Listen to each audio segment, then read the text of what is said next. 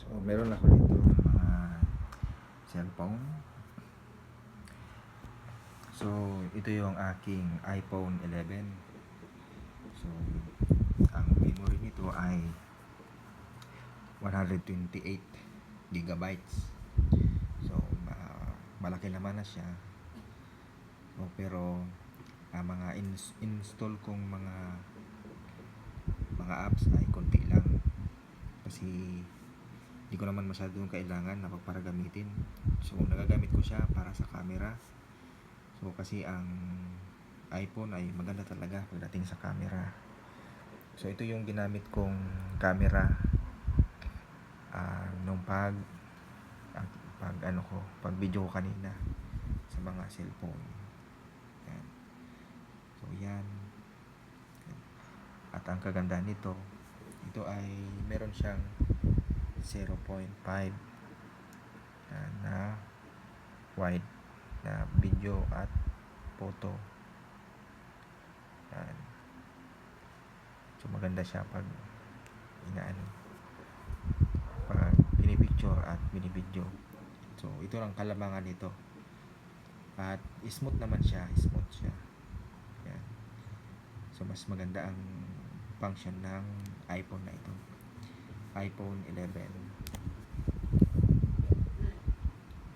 Tapos, ito naman ang aking Samsung A05s. So, ito ay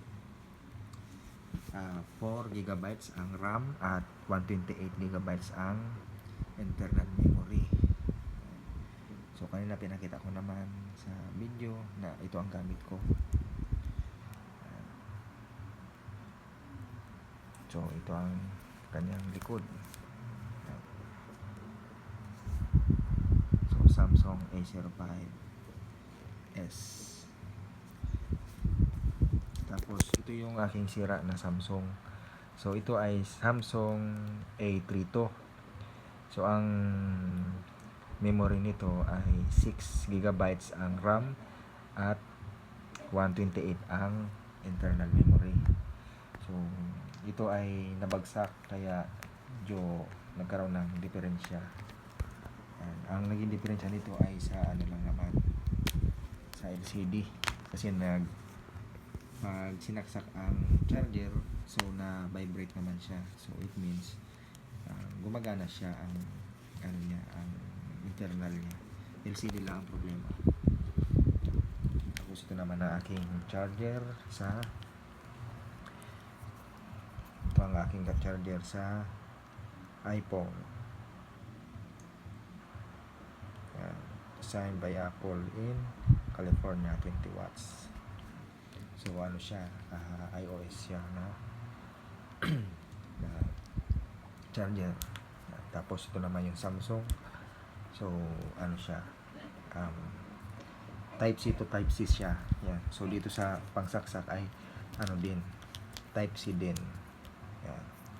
Tapos ito naman yung aking earphone para sa aking mga iPhones. Actually, mas nagagamit ito dito lang sa iPhone 11. Dito sa iPhone 6s ay hindi siya gumagana. Tapos ito naman yung jack para sa aking mga Samsung. And so, that's it.